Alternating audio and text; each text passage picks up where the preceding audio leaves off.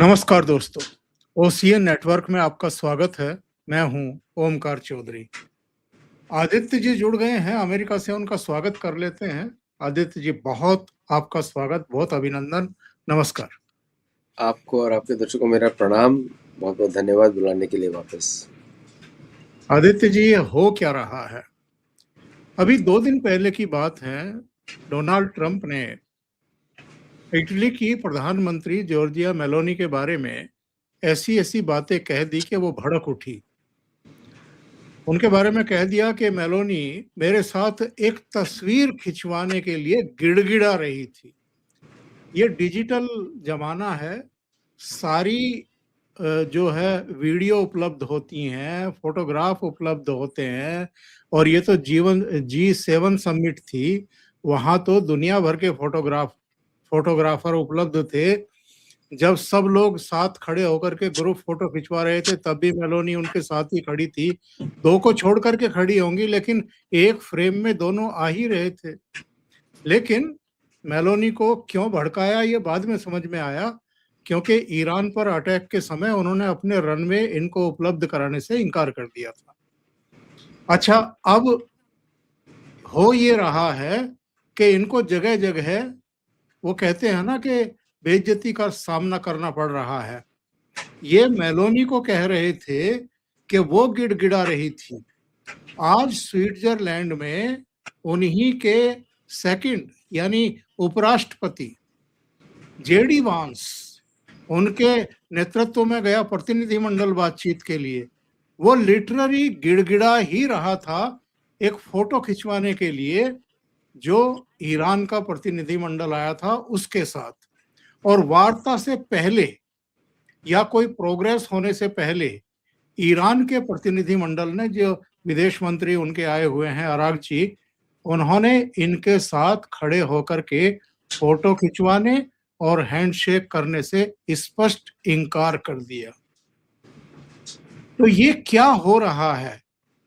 और अगर हम एक तय चीज देखें, एक हायरार्की देखें, तो कुछ भी कहिए, चाहे कहीं भी ले जाकर के इन्होंने खड़ा कर दिया हो अमेरिका को, लेकिन अमेरिका आज भी सुपर पावर है, सबसे बड़ी इकोनॉमी है, सबसे बड़ी सैन्य शक्ति है। उसका उपराष्ट्रपति पहले हॉल में जाकर के ईरानी प्रतिनिधिमंडल का इंतजार कर रहा है। होना उल्टा चाहिए था कि ईरान का प्रतिनिधिमंडल पहले आ जाता और अमेरिका के उपराष्ट्रपति वहां उनकी बाद में एंट्री होती। लेकिन उतावला कौन दिखाई दिया, फड़फड़ा कौन रहा है, डेस्परेट कौन दिखाई दे रहा है? जी देखिए, पहले जो आपने बड़ा अच्छी तरह डिस्क्राइब कर दिया सब कुछ। देखिए, पहले जो हारता है ना, उसको गरज होती है पीस ढूंढने की। ये पेपर पे चाहे सुपर पावर हो या कोई भी हो, लेकिन इतिहास बोलता है कभी कभी छोटी सेनाएं बड़ी सेनाओं को हरा देती है। और जब आपके अंदर मिलिट्री एक्शन करने की क्षमता नहीं बचती, तब आपका तिरस्कार किया जाता है। जैसे बिजनेसमैन विदाउट मनी, उसका तिरस्कार ही होगा। ये भारत के लिए बहुत बड़ी सीख भी है एक तरीके की, और जो मोदी जी यूज कर रहे हैं, जो भारतीय सेना का वर्चस्व ये सब करा रहा है, एक तरीके आप इसे ऐसे मान लीजिए। और अमेरिका का क्या है कि अब सबको पता लग गया कि अमेरिका हर तरफ खेलने की कोशिश करता है। और ईरानी प्रतिनिधिमंडल को भी मालूम है कि इन्होंने ये पूरा युद्ध जो इजराइल के लिए क्रिएट किया था उनके साथ, और इन्होंने ये पाकिस्तान के थ्रू भी एक्ट कर रहे हैं। और तो एक तरीके की इज्जत चली गई है दुनिया में अमेरिकन फॉरेन पॉलिसी की। आप सोचिए कि वहाँ पे G7 मीटिंग चल रही थी और यहाँ पे अमित शाह सर्जियो गोर की क्लास ले रहे थे, है ना। सर्जियो गोर को उन्होंने वो लिस्ट दे दी कि भाई हमको ये टारगेट चाहिए अमेरिका में। और अभी आप देखते हैं, आज लॉरेन करके एक एंटी हिंदू विरोधी की मृत्यु होगी संदिग्ध अवस्था में न्यूयॉर्क में। नाउ तो ये गेम पूरी तरीके से बदल चुका है, और ईरानी डेलीगेशन ने वही किया जो एक विजेता को करना चाहिए, और नई फोटो खिंचाना। अब इन्होंने, अब देखिए इटली वाला इंसिडेंट आपने बताया, उसमें 2 मुख्य कारण है। एक तो बेस नहीं दिया, पहला एक ये कारण है कि फ्लाइंग राइट्स नहीं दिए उनके ऊपर से। दूसरा ये है कि इटली के अंदर जो पॉलिटिकल चेंज जो अमेरिकन एजेंसीज कंट्रोल करती थी, वो मेलोनी ने वो अमेरिका की मदद से जीती बाय द वे, और उसने उसको उखाड़ के बाहर फेंक दिया। जो माफियाज थे इटली में, सबके बेसेस शिकागो में थे। तो ट्रम्प को वो बात बड़ी अखड़ी कि तुमने उन सब माफियाज को जेल में डलवा दिया जो जिसकी वजह से तुम जीती थी। समझ रहे आप?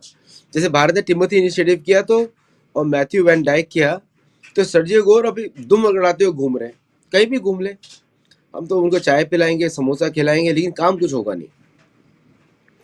तो रिक्शे वालों तक ने भारत अमेरिका के वो नक्शे फाड़ दिए 250 एनिवर्सरी वाले, रिक्शे वालों तक ने फाड़ दिए।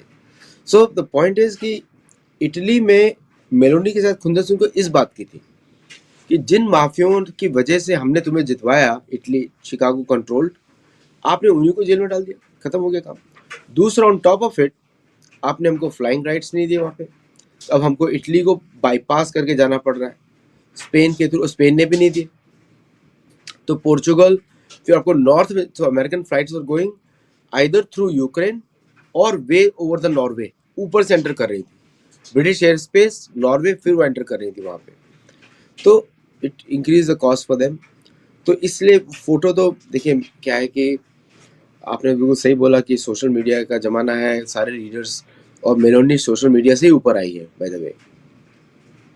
तो मुझे तो वो बहुत ही अच्छी प्राइम मिनिस्टर लगती है, दबंग टाइप की है वो। तो वो जो इटली में बात करती है, उनकी स्पीचेस सुने, बोलते हैं मैंने आज उसको, अब आप बोल रहे हो कि ये, तो वो लिखती है कि अगर मैं तुम्हारे साथ मेरी फोटो डालूंगी तो मेरी पॉपुलैरिटी कम हो जाएगी इटली में, ये लिखती है। तो I don't need your photograph, ठीक है।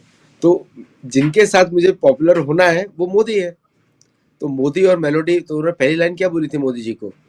We are the most famous couple on हाँ, द इंटरनेट, कपल, बिल्कुल। ये बोला था उन्होंने। और मोदी जी मुस्कुरा दिए और जयशंकर जी शर्मा दिए वहां पे। देखा सही आपने, है। जयशंकर जी बड़े ध्यान से देख रहे थे। हाँ, एक हाँ। और कारण है, थर्ड कारण इसका ये है कि अमेरिका का जो जर्मनी के जो बेसेस हैं, जर्मन बेसिस को अप्रोच करने का nearest location is via Italy. उसके लिए अब उनको टर्न अबाउट्स करने पड़ेंगे, क्योंकि यूक्रेन में बेसिस हैं, पोलैंड में बेसिस हैं, सो दे कैन नॉट फ्लाई। तो ये बहुत बड़ा कॉस्ट है अमेरिकन फोर्सेस के लिए, डिले बहुत है इसके लिए। और स्लोवाकिया और के साथ मीटिंग भारत की, फिर उसके बाद स्लोवाकिया आपको मालूम ही है ऑटोमोबाइल में नंबर 1 है इन यूरोप। तो अमेरिकन सारी ऑटो इंडस्ट्रीज का वहाँ से खत्म हो जाता है। और all this reasons are, yes please. Aditya ji, आपको लगता है कि स्विट्जरलैंड में इनकी मुलाकात सिरे चढ़ेगी? क्योंकि ईरान ने बातचीत शुरू होने से पहले ही इनको मैसेज पहुंचा दिया। मैं कहा कि एक तो लेबनान के ऊपर अटैक बंद करने पड़ेंगे और यमन में भी जो चल रहा है उसको बंद करना पड़ेगा। हालांकि ट्रंप का आज मैं दिन का बयान देख रहा था, उन्होंने कहा कि ये जो प्रॉक्सी चलवाई जा रही है लेबनान में हिजबुल्लाह के द्वारा, ईरान पहले इसको कंट्रोल करे, इसको बंद कराए, वरना हम लोगों को फिर से बहुत बड़ा अटैक उसके ऊपर करना पड़ेगा। तो मुझे तो ये समझ में नहीं आता कि आप अंतर विरोधी बातें कर क्यों रहे हैं। एक तरफ तो आप बातचीत के लिए, समझौते के लिए डेस्परेट हैं, और इतने डेस्परेट हैं कि G7 समिट में ही डिनर की टेबल पर फाइल मंगा करके यूरोप के सारे नेताओं के सामने सिग्नेचर करते हैं उस पर, समझौते प्रस्ताव पर। और दूसरी तरफ आप कहते हैं कि हम उससे भी बड़ा हमला कर देंगे। तो ईरान की कुछ बातें तो ठीक हैं, लेकिन ईरान अगर लेबनान के पर नहीं कतरेगा, अगर हिजबुल्लाह को उसकी हदों में रहने के लिए नहीं कहेगा, तो इजराइल तो मानने से रहा, और इजराइल नहीं मानेगा तो अमेरिका भी फिर जो समझौता करना चाहता है वो उस पर अमल नहीं कर पाएगा?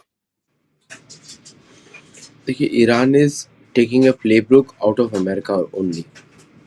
मैं ईरान का कोई हितैषी नहीं हूँ, बट वो प्लेबुक इन्हीं की यूज़ कर रहा है। क्या अमेरिका ने अपने ऑपरेशंस बंद किए सीरिया में? क्या अमेरिका ने अपने ऑपरेशंस बंद किए कुर्द के साथ? क्या अमेरिका ने ऑपरेशंस बंद किए हैं against Hezbollah by Syrian president, जो कि सो कॉल्ड अमेरिका के बड़े अच्छे दोस्त हो गए इस समय? क्या अमेरिका ने नूर खान बेस पे अपना आर्मामेंट बंद किया है इन पाकिस्तान? तो ये सारे, तो एक आपने एक और डॉक्यूमेंट देखा होगा, अराक्ची जो है, ये सारे पॉइंट्स को बोल रहे हैं कि आपके सारे ऑपरेशंस हर जगह चल रहे हैं। तो मैं अपनी जगहों को रिवाइव करके रखूंगा। और लेबनान में जो एक्शन, एग्रेसिव एक्शन था, वो इजराइल का था। इजराइल अभी लेबनान के सदर्न साइड में बहुत अंदर तक बैठा हुआ है। तो लेबनीज फोर्सेस, लेबनान तो एक तरीके से ऑक्यूपाइड कंट्री है बाय हिजबुल्ला। हिजबुल्ला ने उसको सीज में रखा हुआ है। एवरीबडी नोज कि Hezbollah is a illegal illegitimate entity in Lebanon. तो अमेरिकी सरकार ने लेबनान गवर्नमेंट को स्ट्रॉन्ग क्यों नहीं किया? Why did not arm Lebanese government against Hezbollah? Why Israel has to deal with Hezbollah? तो यहाँ पे पॉलिसी फ्रेमवर्क आ जाता है, पॉलिसी फेलियर आ जाता है कि अगर इनको हिजबुल्ला पे कंट्रोल करना था, सरल उपाय है, लेजिटिमेट गवर्नमेंट को आप प्रमोट करिए। लेकिन उन्होंने नहीं किया। जॉर्डन में, आपको मालूम है, जॉर्डन भी पैलेस्टाइन को क्लेम करता था पहले, और लेकिन जॉर्डन में आपने जॉर्डन को एंकरेज नहीं किया कि वेस्ट बैंक ले ले, आपने नहीं किया। तो these are all problems kept alive, deliberately kept alive, क्योंकि मिडिल ईस्ट अगर अशांत रहेगा तो तेल की चोरी पे कोई रोक नहीं लगा पाएगा। बाय द वे, ट्रम्प ने एडमिट किया था, हम तो बहुत सारे शिप निकाल रहे हैं अपने तेल लेके to keep the prices low in America. उन्होंने एडमिट किया था। Marco Rubio was shocked, JD Vance was shocked कि ये उन्होंने एग्री कैसे कर लिया।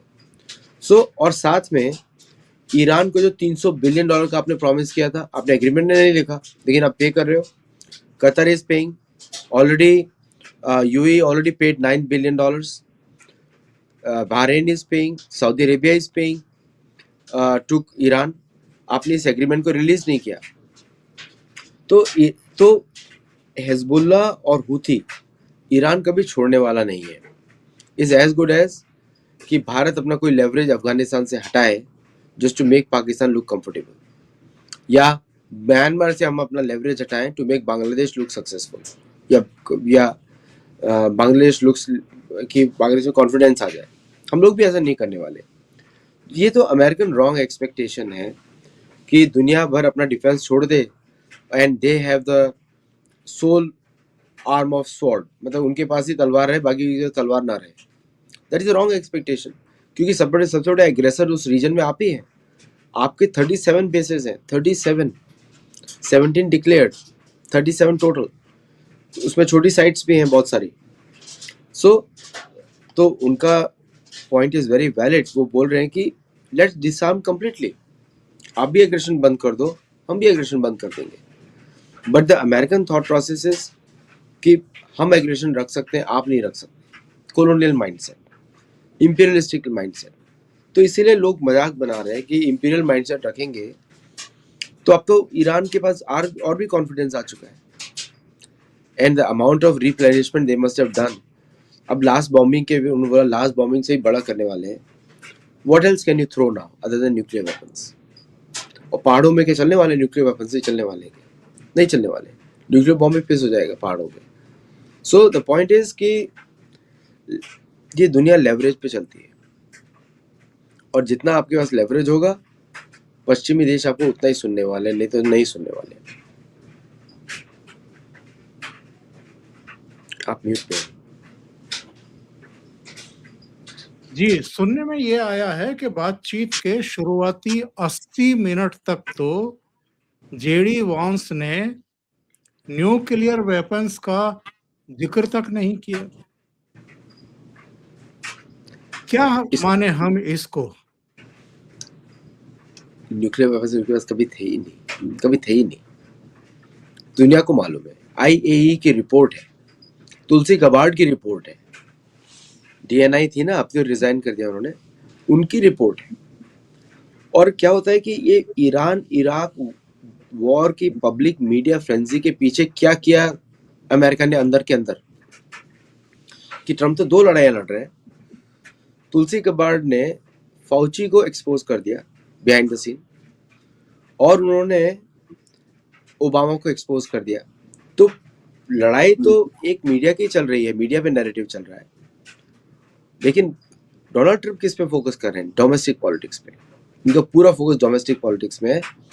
And let the international media report only on this Iran Iraq war. और अब जब जो आपने अभी बताया कि ये जो न्यूक्लियर वेपन्स का जो पूरा इशू है, ये एज फेक की सद्दाम हुसैन के पास न्यूक्लियर वेपन्स थे, WMD थे, एज फेक। अगर इतना होता तो IAEA तो 2 मिनट में रिपोर्ट कर देता। अब 4% तक लाने के लिए या 3% तक लाने के लिए या 94% लाने के लिए बहुत ज़्यादा एक्सपर्टीज चाहिए होती है to perfect a nuclear bomb. और अगर इतना ही ज़रूरत होती, आपको क्या नहीं लगता कि नॉर्थ कोरिया सप्लाई नहीं कर देगा, कोई और कंट्री नहीं कर देगा, या पाकिस्तान ही नहीं कर देगा? तो ना पाकिस्तान के पास है, only country which has got is north Korea, और रशिया उसको रोक कर रखा हुआ है। तो इन्होंने जानबूझ के उस पर टच नहीं किया, because that clause itself is not relevant, इसलिए नहीं टच किया। और सबको मालूम है लड़ाई क्यों कर रहे थे, कि ग्रेटर इजराइल का प्लान है। और इज बेसिकली अगर आपको हमास की थ्रेट हटानी है, हिजबुल्लाह की थ्रेट हटानी है, तो उसको बस अमेरिकन फंडिंग बंद कर दीजिए, सब कुछ ठीक हो जाएगा। यह बताइए, ये लोग क्या कूटनीति और राजनीति की बिल्कुल भी समझ नहीं रखते हैं? आप वहां बयान दे रहे हैं कि मेरी जिंदगी में 2 खास हैं, एक हिंदुस्तानी और एक पाकिस्तानी। फिर कहते हैं कि हिंदुस्तानी तो मेरी पत्नी है और पाकिस्तानी जो है वो फील्ड मार्शल आसिम मुनीर हैं। आसिम मुनीर को अपनी पत्नी के समकक्ष खड़ा कर दिया। या अगर हम दूसरे नजरिए से देखें आदित्य जी, तो ये कितनी बड़ी बेवकूफी है। आप दूसरे शब्दों का भी इस्तेमाल कर सकते थे अगर आपको आसिम मुनीर को लल्लू ही बनाना है, उल्लू ही बनाए रखना है, उससे अपने काम ही निकालने हैं तो। लेकिन आप आसिम मुनीर को चने के झाड़ पर चढ़ा करके भारत को क्यों नाराज कर रहे हैं? आपने जब वो JD वांस जो प्रेज कर रहे थे आसिम मुनीर को, तो शहबाज शरीफ की शक्ल देखनी थी आपको उसमें। उसका मुंह छोटा सा हो गया, उसको उसका सबसे बड़ा competitor is Asim Munir in that country. उसको डर आसिम मुनीर से है। और आसिम मुनीर को चढ़ाकर उसकी पत्नी को सिटीजनशिप देकर आपने खरीद के रखा हुआ है उसको, है ना। जब मर्जी आएगी अमेरिका इसको जियालॉग बना देगा, जब मर्जी आएगी, whenever he is not needed. अब ये अमेरिकन फॉरेन पॉलिसी जो है गलत इतिहास को पढ़ती है। ये पढ़ती है रुडयार्ड किपलिंग की नॉवेल्स हैं वो, इतिहास भी नहीं है। उसके बेसिस पे ये भारत को समझने की कोशिश करते हैं। और जब आप उस मानसिकता से जाते हैं और एक सुपीरियर क्रिश्चियनिज्म का जो नैरेटिव लेके जाते हैं कि हम दुनिया को बताएंगे क्या करना है, we are the God's chosen people, जबकि असली में चोजन पीपल आप भारतीय पीपल देखा जाए तो, योग तो भारत से आता है। तो द पॉइंट इज कि ये फेक हिस्ट्री के लेसन्स ने आज इनको बर्बाद करके रख दिया है। इनको लगता है अच्छे सूट्स पहन के जाएंगे तो बड़ा अच्छा नेगोशिएशन होगा, people will be impressed. Those times are gone. अभी लोग, हम तो भारतीय लोग, तो अभी तो इंडियन आर्मी की तो ड्रेस भी चेंज हो गई है, तो नाउ वी यूज जैकेट्स, अब भारतीय जैकेट हम लोग यूज करते हैं। सो द डीकॉलोनाइजेशन जो दुनिया में हुआ है, अब American history lessons, American economic models are irrelevant. अब मोदी जी तो 2014 से जो नए जो एक्चुअल इतिहास के बारे में बात करते हैं, तो हमारी foreign policy is based on strength now. हम भारतीय के बेसिस बात कर रहे हैं। अब कोई गोरी चमड़ी से इंप्रेस होने वाला नहीं है। अब लोगों को पता लगता है गोरी चमड़ी में डिजीज ज्यादा होते हैं और मेंटल डिजीज और भी ज्यादा होते हैं अमेरिकन में, because of their food habits. तो व्हाट ये जो जेडी वांस रिप्रेजेंट करते हैं ओल्ड स्कूल ऑफ थॉट जिसका रेलेवेंस इंटरनेशनल सेक्टर में नहीं है। और जब 23 साल के लोग आपकी फॉरेन पॉलिसी बनाए तो जिस व्यक्ति को स्कूल में सीखना चाहिए वो भी रॉन्ग इतिहास के ऊपर, तो आप भारत और पाकिस्तान को कंपेयर करोगे, आप भूल जाओगे कि Pakistan was created by American and British intelligence with Karamchand Gandhi and Nehru to carve out a land to attack Russia. Mackinder philosophy 1904। अब उसका रेलेवेंस कहाँ रहा है? वो तो अभी पीपल आर वेटिंग कि कब भारत एक्शन लेगा। अब ना वो टाइम आ गया है कि ये बकवास एंड हो, परमानेंटली एंड हो। तो अब तो ना भारत को किसी की परमिशन की जरूरत है, ये चाहे बोलते रहे उनकी पत्नी है, रखेल बोल दें, कुछ बोल दें, नोबडी केयर्स। और मुनीर के बारे में तो उसका फ्यूचर लिखा जा चुका है एक तरीके से, it's just a matter of time. उसको अमेरिका ऐसे फेंकेगा जैसे लोग दूध में से मक्खी, कोई गलत एग्जाम्पल ना निकल जाए, ऐसे फेंकने वाला है इसको। आदित्य जी जरा इसको भी समझाइए, अगर कीर स्टारमर इस्तीफा देने वाले हैं तो ये डोनाल्ड ट्रंप नृत्य क्यों कर रहे हैं? ये अपनी तरफ से घोषणा क्यों कर रहे हैं कि वो तो इमिग्रेशन और ऊर्जा जैसे अहम मुद्दों पर विफल रहे हैं, वो तो इस्तीफा देंगे? अगर ऐसा कोई ऐलान करना भी है तो ब्रिटिश गवर्नमेंट करेगी या उनकी पार्टी करेगी। डोनाल्ड ट्रंप कोई खींच निकाल रहे हैं क्या कीर स्टारमर से? देखिए, कीर स्टारमर लिबरल है और क्या है उनका सेक्सुअल ओरिएंटेशन मैं तो मुझे पता नहीं, बट क्वेश्चन मार्क है। ठीक है, ये जैसे क्या होता है ना, अमेरिकन सोचते हैं कि they are better Christians than the British. ये माइंडसेट है कि वी आर बेटर क्रिश्चियन, जबकि दोनों एक ही चर्च है, प्रोटेस्टेंट चर्च है, चर्च ऑफ इंग्लैंड ही है। तो they are thinking they are better Christians than the original. जैसे पाकिस्तानियों को लगता है कि they are better Muslims than Saudi Arabians, लेकिन सऊदी अरेबियंस को पूछेंगे या इंग्लैंड को पूछेंगे, दोनों बोलेंगे बेकार है, you don't even know, we control you completely. ये हिसाब है। कीर स्टारमर जो है, grooming gangs, Pakistani grooming gangs plus monarchy का उनको बहुत सपोर्ट है। तो when Trump is saying this, वो एक क्रिश्चियन ग्रुप को सपोर्ट को एड्रेस कर रहे हैं जो अमेरिका के अंदर है। और जो ब्रिटिश का जो अभी तो उनकी गवर्नमेंट चल रही है और मुझे नहीं लगता वो शायद रिजाइन करेंगे क्योंकि फेक न्यूज़ फैलाई गई थी। कर भी सकते हैं अगर monarchy reaches out an agreement with America कि भाई let's make peace in Iran, हम हिजबुल्लाह को और लेबनान को स्ट्रांग बनाते हैं। वो तो ब्रिटिश प्लान है। British are opposing American in Hezbollah versus Lebanon.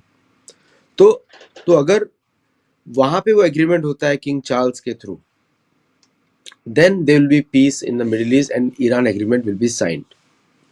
लेकिन ये जो स्टेटमेंट दिया कीर स्टारमर के लिए उन्होंने, क्योंकि कीर स्टारमर ने मना कर दिया था, फ्रांस ने मना कर दिया था टू सपोर्ट अमेरिकन ऑपरेशंस, बाद में भेजे उन्होंने, क्योंकि वो 1954 का बदला ले रहे हैं सुएज कैनाल का। सुएज कैनाल में भी अमेरिकन ने सपोर्ट नहीं किया था दोनों को ओपन करने के लिए, वो बदला लिया उन्होंने आज जाके, क्योंकि diplomatic memory is long memory. सरकारें बदल सकती हैं लेकिन that memory is very long. तो कीर स्टारमर के बारे में ऐसी अफवाह फैला के ही is trying to pressurise him so that वो थोड़ा सा कंट्रोल्स ईज करे इन लेबनान, हिजबुल्लाह और हूती की तरफ, जो कि ब्रिटिश के लोग काफ़ी मैनेज करते हैं उसको। सो ये कोई हवा की थ्योरीज नहीं है, ये आप इतिहास लोग जाके पढ़ सकते हैं ओरिजिन ऑफ दिस कॉन्फ्लिक्ट्स में, तो आपको पता लग जाएगा कि व्हाट आई एम सेइंग।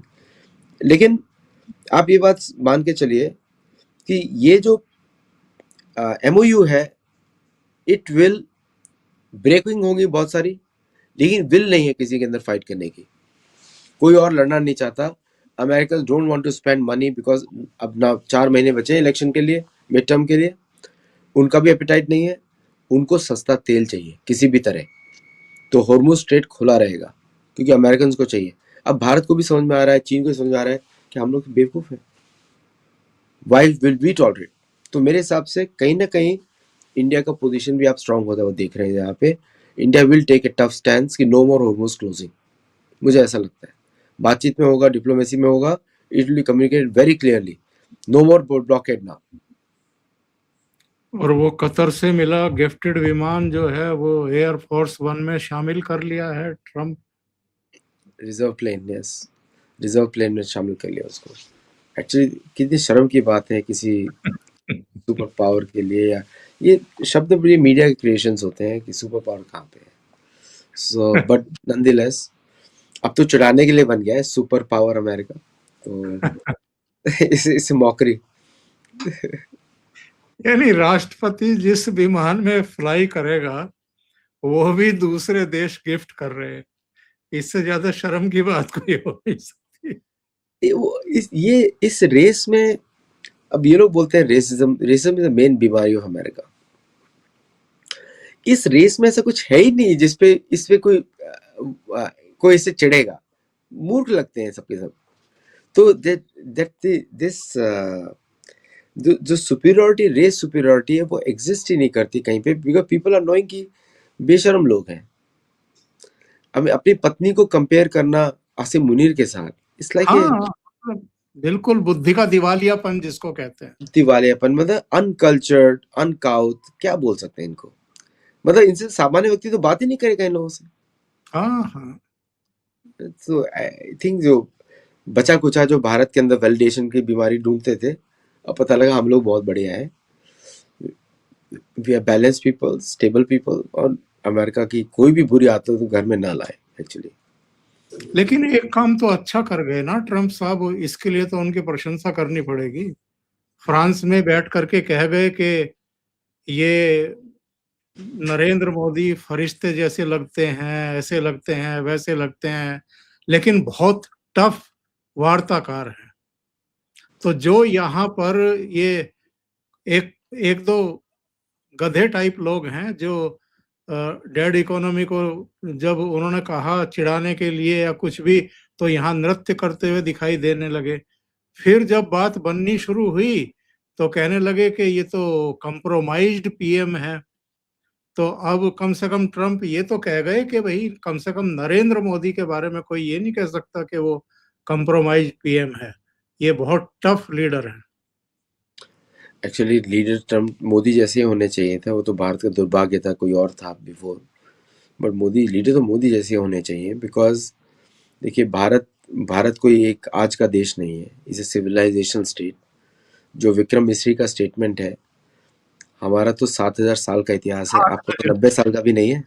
और बड़े दिलचस्प अंदाज में उन्होंने कहा कि मैंने लास्ट जो चेक किया था तो मुझे पता लगा कि 7,000 साल से भारत विश्व में एक अपने परम विशिष्ट स्थान पर है। हाँ, Bharat is cradle of civilization. America तो कॉलोनी है। उन्होंने बता दिया तुम 90 साल के हो यार, क्यों। तो 1924 में आपने सिटीजनशिप दिया नेटिव अमेरिकन को, मतलब उनके ही देश में आके आप उनको बना रहे हो कि आप आज से सिटीजन हो। 1935 में, maybe little later than that, 1950 से पहले आपने महिलाओं को वोट करने का अधिकार दिया। 1965 में जाके अपने ब्लैक्स लोगों को बराबर माना कि वो व्हाइट के बराबर है। तो कौन से सिविलाइजेशन की आप बात कर रहे हो, किधर की बात कर रहे हो आप। इस टोटली डिफरेंट। और आज योगा डे है, इंटरनेशनल योगा डे है। 165 मिलियन अमेरिकन योग के लिए बैठे हुए हैं, आसन के लिए। सुबह 7 बजे से चल रहा है सैन डिएगो में। 165 मिलियन अमेरिकन। अगर भारतीय सरकार बोल दे कि आप सब हिंदू हो, तो 165 मिलियन तो हिंदू हो गए। बिल्कुल। तो द पॉइंट इज कि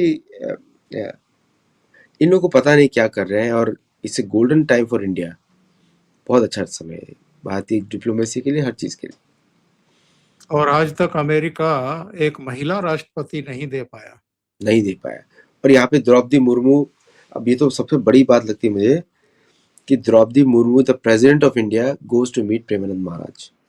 इस माइंड ब्लोइंग, मतलब एक स्टेटमेंट है वो आज के दिन पे। हाँ, तो और वन ऑफ द बेस्ट, कोई एक नेटिव अमेरिकन दिखा दीजिए अमेरिकन प्रेसिडेंट बनाओ, एक भी। सो कौन बातें करता है, कौन ह्यूमन राइट्स की बातें करता है, हमको एक्चुअली सुनाना हम नहीं जानते। हाँ, नॉर्वे लोगों को सुनाना चाहिए कि भाई तुम्हारे सामी लोगों का क्या हुआ। बिल्कुल। भारत की बात बंद कर दो, रोमानी लोगों का क्या किया आपने? सुषमा स्वराज का 2007 का स्टेटमेंट है, जब वो मिली थी मेरे से भारतीय प्रवासी दिवस में, वाराणसी में जो हुआ था 2015 में शायद हुआ था, उन्होंने मुझसे ये बात बोली थी, कभी समय मिले तो इनके बारे में जरूर लिखना। ठीक है, मैंने एक बुक मेरी है, उनको डेडिकेट करी है, गोल्ड ग्लोरी एंड गॉड, वो तब लिखी थी मैंने, और उस समय योगी आदित्यनाथ जी के साथ में वो भी बैठे हुए थे वहां पे। भारत ने कभी वो रेलेवेंट क्वेश्चंस नहीं पूछे अभी तक। जिस दिन पूछेगा, मैं आपको बता रहा हूं, सब बांग्लादेश भूल जाएंगे, सब पाकिस्तान भूल जाएंगे, बोलेंगे भाई आज से हम चले, ये हो जाएगा। बिल्कुल। आदित्य जी, बहुत बहुत धन्यवाद इतना समय निकालने के लिए और बहुत महत्वपूर्ण मुद्दों पर चर्चा करने के लिए। दर्शकों से निवेदन है, आपको ये चर्चा अच्छी लगी हो तो लाइक का बटन दबा दें, वीडियो को शेयर करें, चैनल सब्सक्राइब ना किया हो तो जरूर कर लें, और आदित्य जी का चैनल है सत्तोलॉजी, उसको भी सहयोग करें और सब्सक्राइब भी करें। आदित्य जी, बहुत बहुत धन्यवाद आपका। थैंक यू नमस्कार। Very much, thank you. हम दोनों एक हरी और ऑरेंज कपड़ा पहने हुए, झंडा पर। Thank you sir, thank thank you, you very thank you.